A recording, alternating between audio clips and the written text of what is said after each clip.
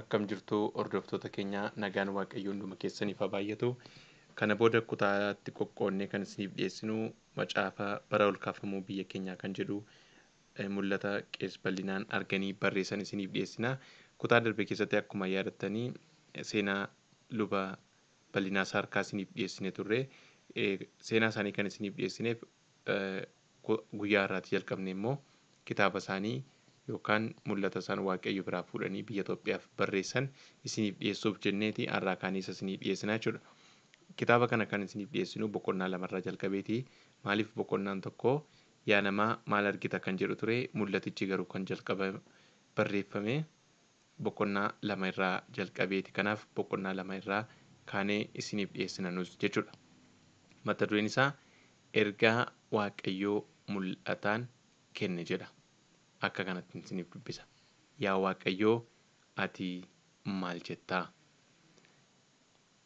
Baroota keessatti waaqayyoo waa'ee saba isaa waan yaada isaa keessa jiruu fi gara fuulduraatti waan ta'u dursee dubbachaa akka ture bara hedduutu yaadatama.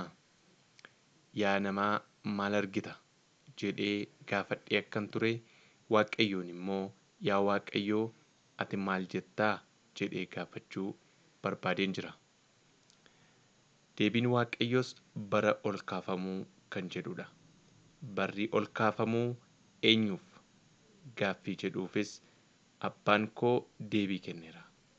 Bara ol kaafamuu Itoophiyaaf jechootaa fi gaalee baay'ee dhageettiitti mi'aawuun. Yaa namaa waa'ee Itoophiyaa ilaalchaati qabdu irra deddeebi'ee kanan si gaafachaa tureef mul'ata boqonnaa kana keessatti barreeffameef akka ati of qopheessituu fi waaqayyo saba isaa jajjabeessuuf gara abbaa mul'atichaa akka dhufe hubannaa siif haa ta'u. Lubni bal'inaa saarkaa mul'aticha utuu hin argin dura waa'ee biyya keenyaa yeroo dheeraaf kadhachaa akka turan naaf ibsuun ture.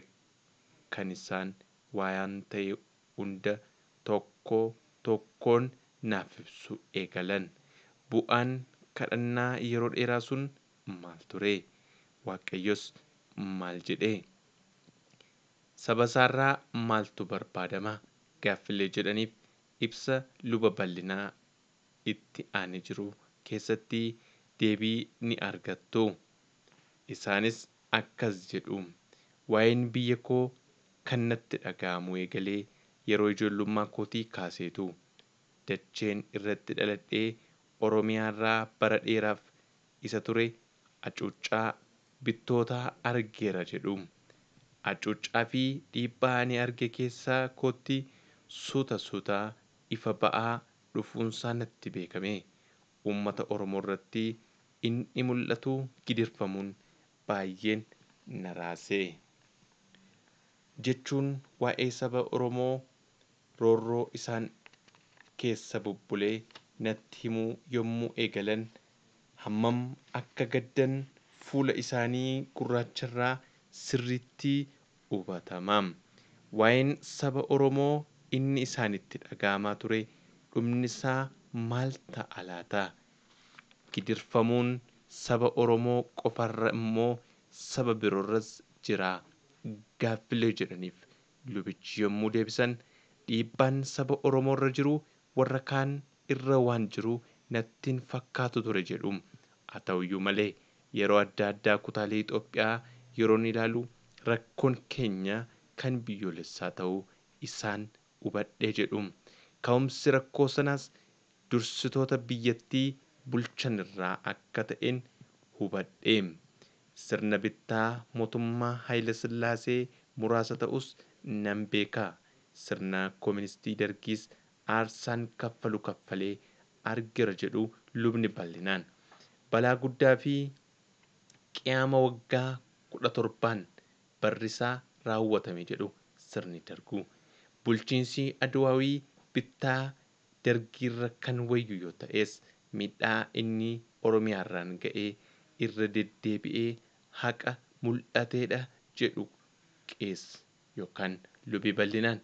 Kanaafuu miidhaa waliigalaa saba Oromoos ta'ee saboota Itoophiyaaf sababa kan ta'an geggeessitoota ishee ta'uun ifaadha.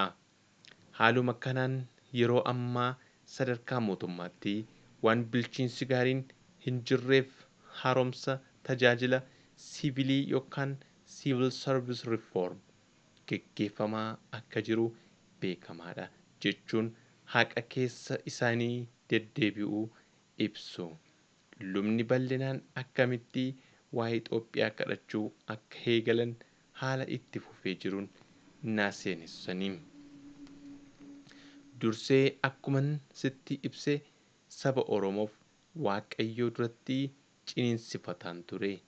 Sana booda Waaqayyoo waa'ee guutummaa Itoophiyaa akka ilaaluuf waa'ee haala biyyattii hunda akkan kadhadhu na taasise. Waa'ee gadadamtuu biyya koo Itoophiyaa kadhachuun eegalee jedhu naannolee Itoophiyaa hunda naanna'ee ilaaleera. Hiyyummaan, wallaalummaan, beelli hunduma bira jira jedhu hundumas hubadheera, hubachaas an jiraa jedhu lubni bal'inaan. Waa'ee guutummaa Itoophiyaa utuun kadhadhuu utuun yaadaan buusee baasuu akka lakkoofsa Itoophiyaa bara 1994 ga'e. Barri kun yeroo ani Awurooppaa fi Ameerikaa bal'inaan daawwadhee fi biyya Itoophiyaa gadhiisee deemuuf murteesse ture jedhu lubni bal'inaan. Garuu Waaqayyoo yaada koo jijjiiree biyyoota guddatan yommuun argu waa'ee biyya koo keessa kootti finiinaa dhufe. Ardii Awurooppaa biyya Jarman kutaa Hermaansbarg keessatti halkan keessaa naannoo sa'a 9tti kadhachaa utuun jiruu Waaqayyo yeroo addaa naaf kenne.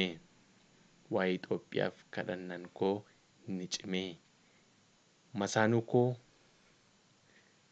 Massaanuu koo ittan fufe. Sana booda Waaqayyoon gaaffii gaafachuun eegale. Gaaffiin koos maaliif jecha jedhuun hidhamee ture. Maaliif kun? Maaliif sun? Maaliif? Hojii isa durii yaadannoo seenaaf argine malee har'a maaliif hin fooyyofnu? Daldalaan maaliif boddeetti hafne? Waa'ee qilleensaa yoo ilaalle qilleensa biyyoota biroorraa baay'ee gaariidha. Maarree maaliif fayyinni nuuf hin taane? Bonaaf ganna, arfaasaaf birraa, halkaniif guyyaa qilleensa nu hojjechiisuu danda'u keessa jiraannee maaliif halkaniif guyyaa warra rafan taane? Maaliif sammuu keenya dhibaa'ummaan qabame? Maaliif gammachuu xiqqootti qabamne? Gaaffilee jedhuun Waaqayyoon ammas gaafachuu ittan fufe. Gaaffii imimmaaniin marfamee biyya Jarman keessatti Waaqayyoof dhiyeessuu ittan fufe. Lubni bal'inaan isa hundaa danda'u Elshaadaayii isa ta'e Waaqayyoofan dhiyeessee jedhan sagalee mararoo haarii makaan hudhamanii. Biyya Awurooppaa kan ilaalan gaaffii hedduu waa'ee biyya isaanii gara Waaqayyootti kan iyyan lubichi maaltu itti dhaga'ame? Finfinnee irra ta'anii halkan Jarmanitti dabarsan yaadachaa deebii kennuu itti fufanii. Wanti natti dhaga'ame biyya koof maal gochuu akkanarra jiru ture. Nama tokko waanan ta'eef iyyoon gorses waanan dhimma baasu miti. Iyyoon barsiisee kaarikulamii yookaan qabiyyee barnootaa ala ba'uu hin danda'u. Kanaafuu balbala tajaajila wangeelaaf naaf banameen itti fufuun akkanarra jiruun hubadhe. Baroota dheeraaf tajaajila wangeelaarraa kan turan lubni bal'inaan biyyoota hedduun akka argan dubbatu. Biyya miilli isaanii ga'e hundatti misraachoo wangeelaa himaniiru. Fedha Waaqayyoo ta'ee Afrikaa gartokkee, Eeshiyaa gartokkee, biyyoota Awurooppaa gara caalu, Ameerikaa kaabaa, Kanaadaa, Awustiraaliyaa akkasumas biyyoota bishaan jidduu keessaa Hawaayiin daawwataniiru. Yeroo biyyoota hedduu kana daawwatan aadaa hojii kiristaanotaa ilaaluun isaanii waan hin hafneef waa'ee aadaa hojii kiristaanota biyya keenyaa ilaalcha qaban akkasitti ibsu. Wanti bareechee naaf gale tokko irra jireessa kiristaanota yommuu jedhamnu dhibaa'ota ta'uu keenya. Dhibaa'ummaan keenya yommuun yaadu ijoolleen keenya maal nurraa dhaalu jedheen of gaafadha. Barachuu dhabuu keenya, hiyyummaa keenya, dhibaa'ummaa keenya, waldhabiinsa keenya gaaffilee jedhan keessaa koo deddeebi'aniitu na yaachisu. Uummattoonni biyyoota baay'ee siyaasaan, dinagdeen, hawaasummaan, teekinooloojiin, qorannoo saayinsii aadaan fagaatanii caalaatti beekumsaan yommuu hedduu fagaachuu isaanii argu namni biyya koo keessumattuu kiristaana maaltu tuqee maaliif namni jijjiirama fidu dhabee jedheen yaada. Gabaabumatti anaaf akka galitti baay'een keenya dhibooftuudha jedheen yaada. Kana yommuun jedhu namoonni colleen tattaaffatan hin jiran jechuu koo miti, jiru garuu muraasa. Baroota hedduuf hojii wangeelaa irratti bobba'uun isaanii gooftaa irratti amantii qaban jabaa taasiseera. Wantoonni dukkanaa'anis abdii godhachuu kan ta'u akka jiru hubataniiru. Fiigicha jiru ilaalanii tarkaanfii darbee qo'atanii Waaqayyo Itoophiyaaf ergaa utuu hin kennin dura bor biyyattiin maal akka fakkaachuuf jirtu utuu hin argisiisin dura waa'ee Itoophiyaa maal abdatanii turtan gaaffii jedhu akkas jechuun deebisan. Gaafficha kallattiin utuun hin deebisin waan tokkon jedha. Biyya koo Itoophiyaa keessa turtii koo hanga yoonaatti hangan danda'ee dhama'eera. Amma natti kennames barsiiseera. Kanas yommuun jedhu wanta narraa eegamu hunda guutummaa guututti ba'eera jechuu miti. Sababiin isaa yeroo ani wanta natti kenname hin raawwatin hafe waan jiruuf warra rafan argee yeroon rafee tureera. Ta'us rafee hin hafne. Dhibaa'ummaa irraa of eeguufis baay'ee dhama'eera. Ol kaafamuttis gadi qabamuttis waan tokko abdii godhachaan ture. Waaqayyo gowwaa ogeessa nama waa'ee hin baafne kan waa'ee baasu dadhabaa jabaa akka godhuu waa'ee biyya koo yommuu irra deddeebi'ee yaadu abdii godhachaa kanan ture dhugaa kana ture. Yaada kanan ture gowwaa ogeessa nama waa'ee hin baafne kan waa'ee baasu wallaalaan beekaa dadhabaan jabaa abdii ta'uu danda'uun fuula gooftaatti kadhannaan dhiyaachuun amaleeffannaa koo ture. Baroota murtaa'aniif imimmaan koo uummata koof dhangala'e. Jireenya hafuuraarra darbee jireenyi lubbuu koo baay'ee na yaachise. Yeroo tokko Itoophiyaa dachee jedhamturra abaarsa maaliitu jira jedhaan ture. Biyya gaarii, qilleensa dansaa, lafa xaa'oo qabna. Meerree maaliif geggeessitoota gaggaarii dhabne? Waldaa kiristaanaa keessatti obboloonni gaariin maaliif dhabaman? Hanga yoomiitti liqeeffataa? Hanga yoomiitti deegaa ta'aa? Sabaa fi sablammoota afaan 200 ol ta'an utuu qabnu daandii wayyuu kan nutti argisiisu maaliif dhibee? Geggeessitoonni of jaallatan maaliif heddummatu? Cubbuu namootaaf Waaqayyoon dhiifama gaafachuun araara warri gaafatan eessa jiru? Maqaa amantiin haguugamnee hanga yoomiitti wal abaarraa? Hanga yoomiitti wal tuffannaa? Laaqii dhoqqee kana keessaa eenyutu waldaa kiristaanaa baasaa? Daangaa fagoorraa uummattoonni jiran hanga yoomiitti daldala tooristootaa ta'anii itti fufu? Barnoota dhabuu fi asiif achi adeemuurraa eenyutu isaan baraaraa? Warri baratan saayinsistii, injiinara, piroofeesara, doktera akkasumas hojii biraa irratti biyya ormaa keessatti warra kufanii ka'an maaliif isaan deebisnaa jedheen gaafadhaa. Biyya utuu qabnuu, nama utuu qabnuu ormi kan itti fayyadamuu ta'uun keenyas dhugaadhumaan naaf hin galu. Maaliif hiyyeessa taanee? hiyyeeyyii warra taanee wallaalota warra jedhamne eenyu nuun haa yaadatu. Baroota dheeraaf nagaa dhabuun, waraanni, hiyyummaan, beelli hanga yoomiitti? Gaaffilee kanaan xaxamee barootni yommuu darban Waaqayyoo akka dadhabaa jabaa gochuu danda'u abdiin qabaa ture. Kan nama ajaa'ibu fedhiin waa'ee Itoophiyaa qabu hawwii qofaan utuu hin taane Waaqayyoo raawwachuu akka danda'u keessi koo ragaa naaf ba'a ture.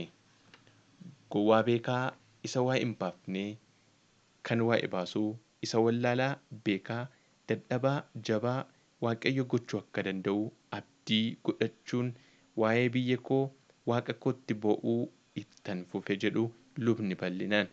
Jechuudhaan nama waa'ee hin baafne kan waa'ee baasu gochuu isa danda'u Waaqayyoon abdii godhachaa akka turan dubbatu.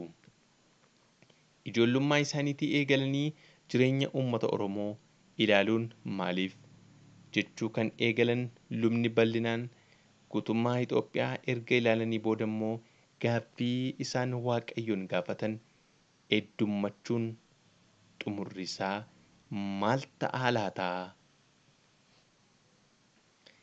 Bara mucummaatii hanga dullumaatti fuula Waaqayyootti gaaffiin dhiyaatee gudunfaansaa maal ta'aa laata? Lubichi akka armaan gaditti ibsu.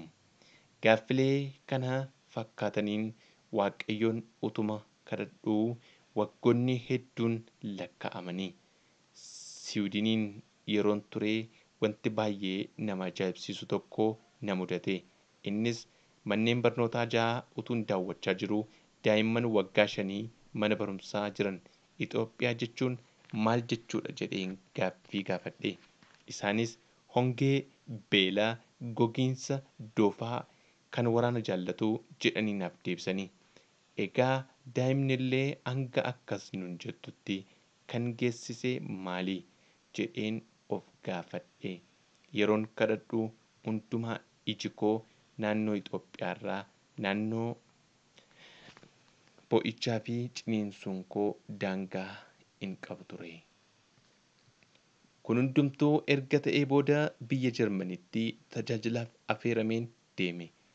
Magaalaa xiqqoo 15 keessa waldoota kiristaanaa jiranii fi konfiraansii qophaa'e ergan tajaajilee booda guyyaa 3 boqonnaan naaf kenname. Boqonnaa koo guyyaa 2 kadhannaan dabarsuuf gara buufata misiyoonotaa yookaan missionary station jedhamuun deeme. Gaaf tokko guyyaa guutuu waa'ee Itoophiyaan kadhachaa oole. Garuu homaa wanta adda ta'e hin argine. Homaa wanti haaraan dhibus ani kadhachuu ittuman fufe. Utuun kadhataa jiruu halkan naannoo sa'a 9 fi sa'a 10 jidduutti bakkan jilbeenfadhee jirutti daawwitii televiziyoona yookaan iskiriinii kan fakkaatu na fuuldura dhaabame.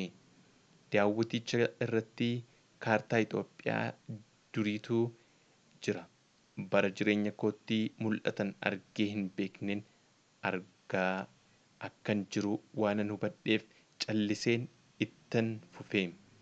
Kaartichi boca biyyattii isa bara mootummaa Haayile Sillaasee ture fakkaata. Kutaalee biyyaa kaartaa sana irratti mul'atanis 1 Eritiriyaa, 2 Tigraay, 3 Walloo, 4 Gondar, 5 Baalee, 6 Arsii, 7 Shawaa, 8 Gojjam, 9 Harar, 10 Gamoo Gofaa, 11 Iluu Abbaa Booraa, 12 Wallaggaa, 13 Sidaamoo, 14 Kafaa. Kutaaleen biyyaa ani argee 14. Isaanis haala nama ajaa'ibuun biyyattiin naannolee yookaan bakka 3tti qoodamtee jalqaba irratti kan jiru kutaalee biyyattii Eertiriyaa, Tigraay, Bagga Madirii fi Walloo. Dhaggeeffattoota keenya guyyaa irraa aga kana isin dhageessisne kutaa ittaanuu qoodamsa kutaalee biyya Itoophiyaa qabannee isiniif dhiyaannaa. Akkasittuu nagaan nu turaa. Fuula YouTube chaanalii keenya sabiskiraayib gochuun akka nu hordoftan gamanumaan isin affeerraa nagaan waaqayyoo isiniif haa baay'atu nagaatti.